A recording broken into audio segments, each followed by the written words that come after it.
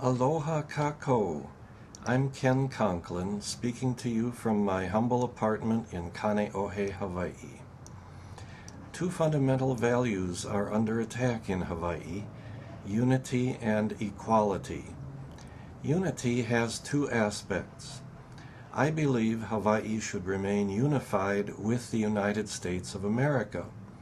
Therefore, I oppose the Hawaiian ethnic nationalists who want to rip the 50th star off the flag and make Hawaii an independent nation.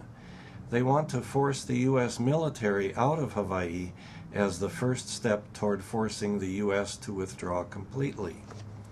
See, here's the cover of my book, Hawaiian Apartheid, and it shows the U.S. flag with the 50th star having been ripped off and put down to the side by the ethnic nationalist secessionists.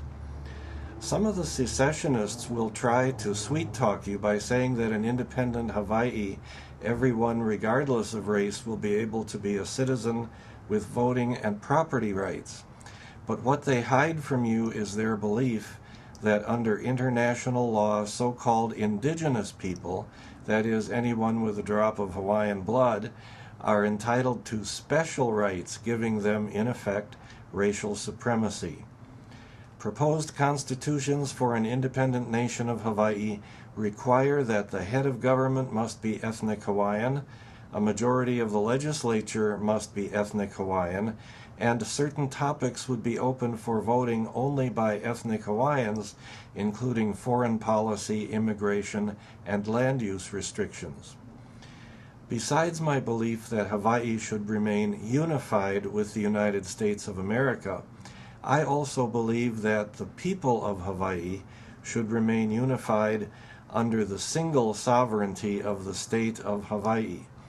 Therefore, I oppose the Hawaiian racial separatists who want to divide our people along racial lines.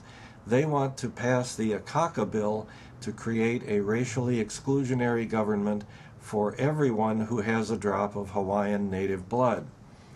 See, here's the cover of my book showing the Great Seal of the state of Hawaii having been broken in half by the racial separatists with their Akaka bill. Besides unity, I'm here to defend equality. Equality also has two aspects. I believe, first, all people are equal in the eyes of God, and second, we should all be treated equally by our government. Both the racial separatists and the ethnic nationalists deny that we are all equal in the eyes of God. They believe that anyone with a drop of Hawaiian native blood is a child of the gods and a brother to these islands in a way that nobody ever can be who lacks a drop of Hawaiian blood. And therefore, they say, ethnic Hawaiians are entitled to racial supremacy in Hawaii, and they are entitled to a government where people of Hawaiian blood make all the important decisions about who can live here and how the land is used. Hawaiian religious fascism is a perversion of a beautiful Hawaiian creation legend known as Kumulipo. Here's a very quick summary of this beautiful creation legend and how the Hawaiian fascists pervert it to serve their political agenda of racial supremacy. The gods mated and gave birth to these islands of Hawaii as living beings. Later, the gods mated and gave birth to a human being, Aloha. One interpretation is that Aloha is like Adam, the primordial ancestor of all mankind. Thus, we are all children of the gods and brothers to the land. We are all indigenous people of this earth. The Hawaiian fascist interpretation is that Aloha was the primordial ancestor of ethnic Hawaiians alone. Everyone with a drop of Hawaiian native blood is descended from Aloha and is therefore a child of the gods and a brother to these islands in a way that nobody else can ever be who lacks a drop of Hawaiian native blood. Therefore, Hawaii rightfully belongs to ethnic Hawaiians.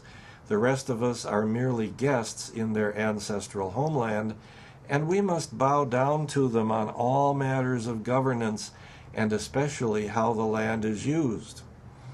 Thus, the Hawaiian religious fascists deny that we are all equal in the eyes of God. And even putting aside that religious theory, Hawaii has developed a large number of government programs and private institutions which are already racially exclusionary.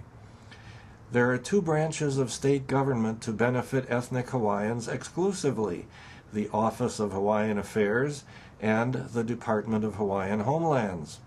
There are over 160 federally funded programs exclusively for ethnic Hawaiians. Kamehameha Schools, a private institution whose assets are at least $9 to $15 billion, that's with a B for billion, Kamehameha allows only ethnic Hawaiians to be students. These racial separatist government and private programs are illegal. They are contrary to the 14th Amendment of the U.S. Constitution, which guarantees equal rights regardless of race. These racial separatist programs are pulling our people apart, creating racial hostility. Civil rights activists are attacking these race-based programs in the courts. We are trying to keep Hawaii unified, while the separatists are trying to pull us apart. The Akaka bill is proposed for the purpose of protecting Hawaii's race-based programs. If a phony Indian tribe could be created for ethnic Hawaiians, then the segregationist programs could be incorporated into the tribe, where they would be legally okay because Indian tribes are allowed to practice racial discrimination. In conclusion, I am here to defend unity and equality. I believe the unity of Hawaii with the United States and the unity of all Hawaii's people under a single government that is multiracial. I defend the concept that we are all equal in the eyes of God, and we should all be treated equally by our government. For further information, please read my 302-page book, Hawaiian Apartheid, Racial Separatism and Ethnic Nationalism in the Aloha State. You can get it through Amazon.com. You can also read portions of it for free on the internet and order it directly from the publisher. Mahalo yaʻoe I ko hoʻolohe ana mai iaʻu. Thank you for listening to me. Aloha.